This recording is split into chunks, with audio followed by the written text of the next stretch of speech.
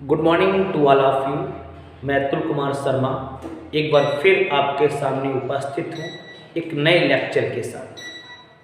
Thumbnail सब लोगों ने देख लिया होगा। जी हाँ, एक नया प्रश्न, बहुत ही इम्पोर्टेंट प्रश्न आपके बोर्ड एग्जाम के लिए।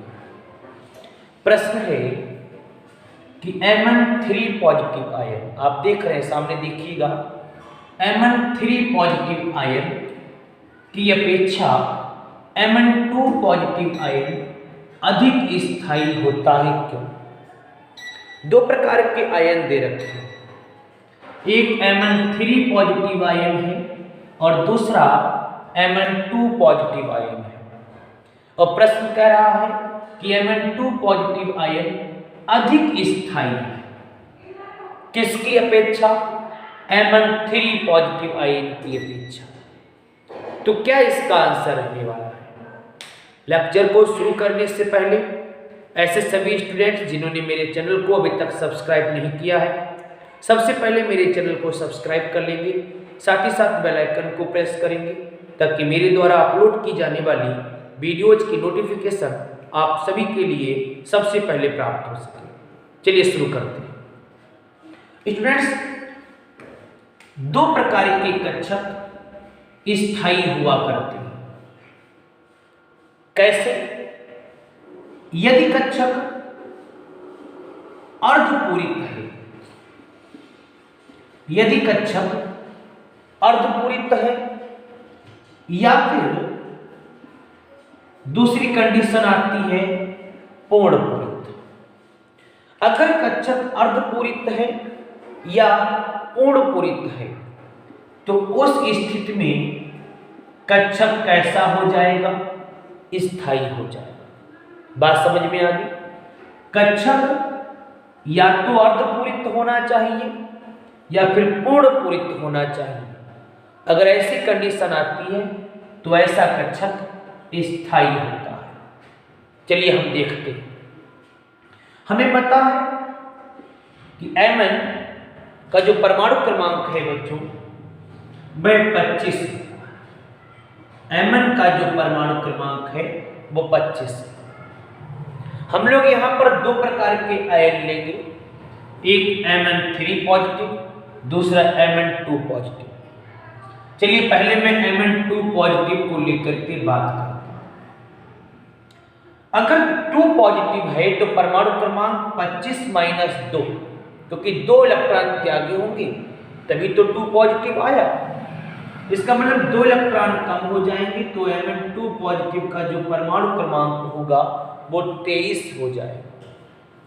मैं विन्यास निकालता हूं, 1s2, 2s2, 2p6, 3s2, 3p6, कितने हो गए? 10, 10 और 8, 18 हैं। कितने? 23 हैं। ऑफ बाउ नियम के अनुसार अब इलेक्ट्रॉन जाएगा 4s में, 18 2 20 हो गए, 3 बचे हैं, 3d में जाएगा, 3d हो गया 3। क्लियर? ये इसकी आद्य अवस्था, ग्राउंड स्टेट। हमको पता है बाह्यतम कोर्स में जो d कक्षक दे रखा उसमें 3 इलेक्ट्रॉन। हम लोग क्या करते हैं? हम लोग d कक्षक को बना लेते हैं। d के लिए 5 छोटे छोटे से कक्षक बनाए जाते हैं जिनको उप कक्षक बोलते हैं। हमने बना दिया। d में कितने हैं? 3 हैं, 1 2 3। अगर इसको 2 इलेक्ट्रॉन और मिल जाएं साहब, ये हो जाएगा अर्धपूरित। कैसा हो जाएगा? अर्धपूरित। उस स्थिति में क्या होता है? इसके दोनों इलेक्ट्रॉन d में ट्रांसफर हो जाते हैं और विन्यास लास्ट में क्या मिलता है? 4s0 3d5, 4s0 3d5। ये ग्राउंड स्टेट का आद्य अवस्था का विन्यास है। जैसे ही ये उत्तेजित अवस्था में पहुंचेगा, एक्साइटेड अवस्था में पहुंचेगा, तो ध्यान रखना ये 4s2 की जगह पर 4s0 हो जाएगा और 3d3 के स्थान पर 3d5 हो जाएगा। उस स्थिति में डी के अंदर 5 इलेक्ट्रॉन आ जाएंगे, डी पहुंच जाएगा अर्धपूरित की अवस्था में, और जो Mn आपके पास 2 पॉजिटिव है ये हो जाएगा साहब स्थायी। क्यों स्थायी हो जाएगा? क्योंकि इसका जो डी कक्षक है अब वो कैसा हो गया? अर्धपूरित हो गया। क्लियर होगी बात? हम लोग दूसरे आयन की बात करते हैं। दूसरा आयन Mn3 पॉजिटिव है, देखते हैं। Mn अगर 3 पॉजिटिव है मतलब 3 इलेक्ट्रॉनों का त्याग किया है, परमाणु क्रमांक 25 में से 3 माइनस कर देंगे तभी कितना बचेगा? आप सब जानते हैं 22 बचेगा। विन्यास निकालिए 1s2 2s2 2p6 3s2 3p6 4s2 3d। कितने हो गए? 10 10 20, 2 बचे। मैंने यहां पर लिख दिया। बात सबकी समझ में आ गई? हमने वहां पर लिख दिया। क्या इसमें Mn3 पॉजिटिव में क्या अर्धपूरित या पूर्ण पूरित की अवस्था प्राप्त हो रही है आपको? नहीं। डी में कितने हैं? डी के लिए पहले आप कक्षक बना लो। बना लिए। कितने इलेक्ट्रॉन हैं? 2 इलेक्ट्रॉन हैं, बना दिए।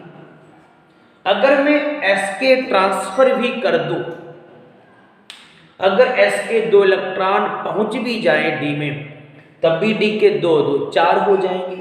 किसी भी कीमत पर ना तो ये पूर्ण पूरित को प्राप्त कर पा रहा है ना अर्धपूरित को प्राप्त कर पा रहा है। इसका मतलब Mn3 पॉजिटिव जो है बच्चों वो क्या रहेगा? अस्थायी है। अब आपकी बात समझ में आ गई?